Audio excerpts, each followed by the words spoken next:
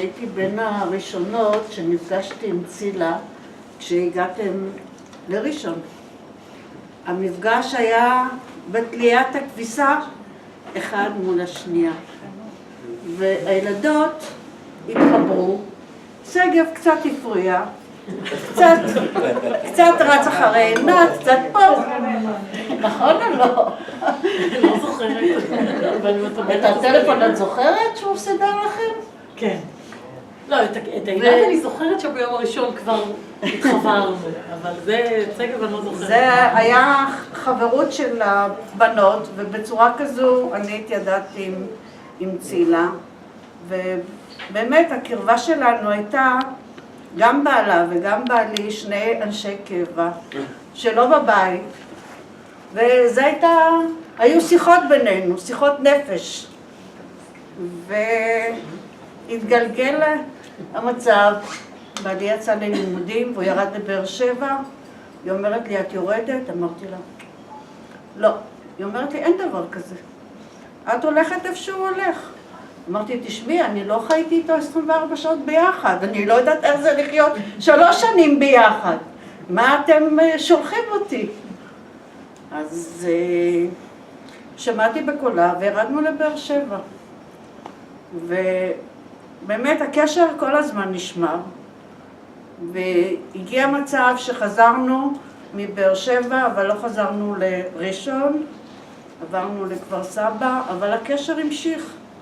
הקשר המשיך שהחלטנו שאת הטיול הראשון שלנו, אנחנו עושים אותו ביחד, מאורגן, ואחר כך ממשיכים הלאה, עוד שבוע, והילדים אמרו, מה? אתם נוסעים? עוזבים? אמרנו, כן, נוסעים ועוזבים, ופעם אחת, עכשיו הילדים אומרים, מה, רק בגיל 36 נסעתם לחוץ לארץ? אמרנו, כן, פעם ראשונה נסענו לחוץ לארץ, בגיל 36 כבר היו יותר מבוגרים, ובאמת זה היה חברות שהתחברנו והיינו 3 שבועות ביחד, קרובים, ועוד המשכנו עוד שבוע ביחד, שזה היה ממש כיף, ואני חושבת שזו חברות שכל השנים נמשכה עד עצם היום הזה. תודה רבה חיה. רק להשלים את הקטע הזה, אז כמו שאשתי אמרה, אברהם היה בפיקוד דרום, צפון. בתקופה שלי הוא כבר היה בפיקוד דרום, נכון? קצין קשר פיקוד דרום. אני גם הייתי בדרום, הייתי בסיני, ויצא לנו להיפגש רק בסופי שבוע, כך שאני הייתי מגיע הביתה, אבל באמת בזכות הקשר הבין מרפסתי הזה של הבנות, נוצרה חברות שהיינו נפגשים, גם עם החבורה החיפאית שהייתה תמיד מגיעה, עם מודקה ואברהם וכל החבורה, היינו נפגשים מדי איזו תקופה, וגם למרות שירדנו באמת, עלינו צפונה קצת לכפר סבא, ויצאנו גם לשליחות לארצות הברית לכמה שנים, הקשר הזה נמשך כל הזמן, כי החברות, כשישנה חברות אמיתית, אז גם אם לא מתראים 2, אז זה כאילו שזה היה רק אתמול, והמשכנו להיפגש, והצער הכי גדול היה שאנחנו אפילו נפגשנו, אני חושב, 1 או 3 חודשים לפני שצילה נפטרה. אתה זוכר, נפגשנו בארנה בהרצליה, מילה, אתה אומר שלא ידעת? לא ידענו מילה. האהבה בינינו הייתה כל כך עזה שלא שואלים ומבינים שהכל זורם והכל על בסיס שכולנו בריאים והכל בסדר, אז מה מתעניינים? הילדים ועל הנכדים ועל מה עושים ואיך עושים ואיך מעבירים את הפנסיה. אבל אנחנו באמת קיבלנו מכה חזקה מאוד, אז כמו שמודקי אומר, כשחברות כזאת נקטעת, זה כאילו משהו נקטע בפנים. אז זו הייתה צילה שלנו. תודה רבה. אני עבדתי עם צילה בעירייה. לא היינו כל כך חברות טובות. היא הייתה בעבודה מאוד פדנטית, והיא לא סבלה דברים שלא היו במקומם. זה יצר קצת כעס. מה את מסתכלת על דברים כאלה? מה את מסתכלת? ובכל מקרה, הייתה אישה מקסימה. שיצאנו, אני יצאתי קודם לגמלאות, ואחר כך, והיא עוד עבדה. אז מדי פעם ככה הייתה מתקשרת אליי, מספרת לי רכילויות. אז אני אומרת לה, את יודעת מה? גם אני אתחיל לספר לך. אז כשהייתי מספרת לה, היא תמיד ידעה הכל. הייתי מספרת לה, אוי, אני יודעת, סיפרו לי.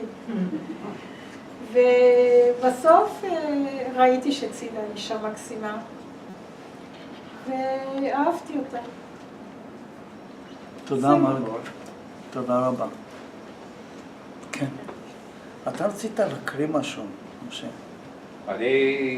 אנחנו תמצתנו מה שבעצם אני כתבתי מין הספד. תקריא את זה בבקשה. אבל אני אקריא את זה. סליחה, היא גם סיפרה לי שהיא לא מרגישה כל כך טוב ואין לה הרגשה טובה. וכבר ידעתי עוד לפני שהיא... צילה חברתנו היקרה, נפרדת מאיתנו לפני שנה, וזאת לאחר מחלה ארורה. אישיותך וחברותך חקוקות בליבנו לעד. היכרותנו החלה בזכות הבנות לפני כ-36 שנה, והפכה לחברות אמיתית שאפילו את נסיעתנו הראשונה לחו"ל עשינו יחדיו. ומאז נפגשנו מדי תקופה, וחברותכם נעמה לנו מאוד.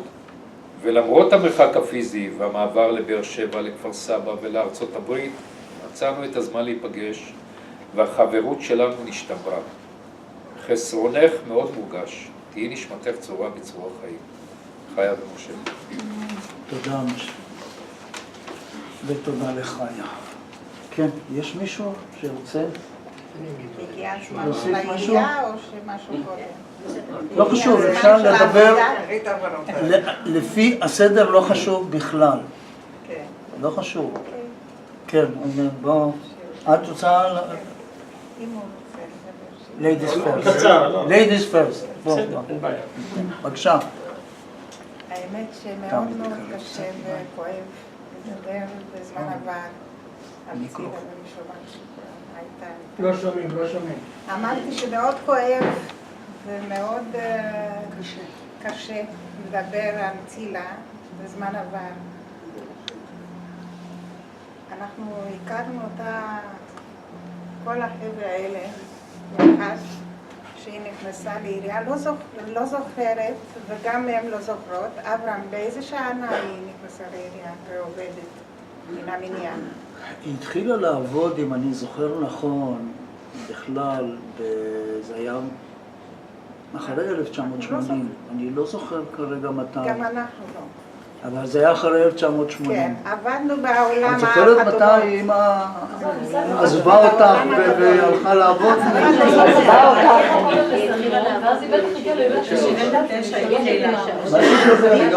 עזבה אותך מהנחות. שחררה אותך מהפתחה. אני חושבת שהיא יותר 81, ואנחנו היינו כשאני ילדתי את אסף, צילה כבר הייתה. אוקיי. וכאן זה 80. אז מתי זה היה? 79. אוקיי. אנחנו היינו יותר ותיקות. כשראיתי אותה, התרשמתי מאוד כי מה שבלט זה צבע עיניים. אישה יפה, מטופחת. שמחתי כי כוח נשי תמיד זה טוב, הצטרפה אלינו. עבדנו בעולם מאוד גדול. ביני ובינה לא היו כמעט שום יחסי עבודה, כי היא עבדה בהוראת קבע, אתה זוכר? בהנחות, ואני הייתי הרעה, עבדתי פה אצל הפועל. לא נפגשנו בשום תחום, כן. אבל היו לנו יחסי עבודה קורקטיים. בשנת 89 החליטו להפריד. 88? כן, 88. החליטו להפריד בין מגורים ועסקים והחליטו להקים אגף חדש שעמד, שעסק בגביית עסקים. בין הראשונות שאני ברשות את יכולה להגיד, את מונית להיות ראש האגף. בסדר. אני אמרתי עכשיו שאני ברשות האגף. כן. בין הראשונות שפנו אליי, להצטרף אליי, הייתה צילה. מאוד שמחתי, כי בינתיים נודע לנו שהיא עובדת טובה. אנחנו זכינו, אני זכיתי. היא הייתה עובדת.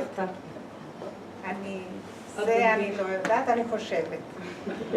אנחנו היינו משפחה, משפחת עמת. עוד מעט אני אגיד. עד כדי כך משפחת עמת, אנחנו משפחת עמת. שהיינו מתחילים לכתוב מסמכים ומכתבים פנימיים, והיינו רושמים משפחת עמת ופלורה, שהיא לא הייתה עמת, אבל היא הייתה בינינו. את היית בן חורג במשפחה. אימצנו אותה. אימצנו אותה. זכיתי, אני לעובדת מצוינת, אחראית, מוסר עבודה גבוה ביותר. בן אדם ערכי. היו לנו יחסי עבודה מצוינים. היא הייתה מאוד דעתנית, גם אני, אבל לא זוכרת אי פעם שהיה לנו כל ויכוח, כלשהו, על ענייני העבודה. ההפך הוא נכון, היה שיתוף פעולה מעולה. היה לה תפקיד לא קל. בעצם היא הייתה מנהלת השומה. השומה, מי שלא יודע, זה בעצם הלב של הבסיס. כי הגבייה של הארנונה, מי שלא יודע, זה לפי הנתונים שאנחנו מקבלים משומה. שטח, סוג הנכס, היא זאת שהייתה קובעת. מרגי ואביבה עבדו איתה. היא הייתה בן אדם מאוד מאוד רציני בעבודה. עם כל זה שבאופן פרטי אני זוכרת שהיה לה חוש הומור בלתי רגיל, בחורה מאוד חכמה. הבינה מהר מאוד כל דבר. אני זוכרת שהייתה לנו ועדת ערר, זוכרת? שאני כמנהלת הארנונה הייתי צריכה להיות נוכחת, והיא כמנהלת השומה. מה זה ערר? שמערערים לא לשלם הרבה ארנונה, או השטח, או סוג הנכס. ויום לפני איזה, אני זוכרת משהו ספציפי. יום לפני ישיבת הוועדת ערר, שנוכחו היועץ המשפטי שלנו, העורך דין של בעל העסק שערער, בעל העסק וכמה חברי ועדה. יום לפני זה, בעל העסק הזה טען שיש לו נכס ריק, שהוא לא צריך לשלם מיסים, ואנחנו שלחנו פקח בשטח שהביאו לנו נתונים אחרים.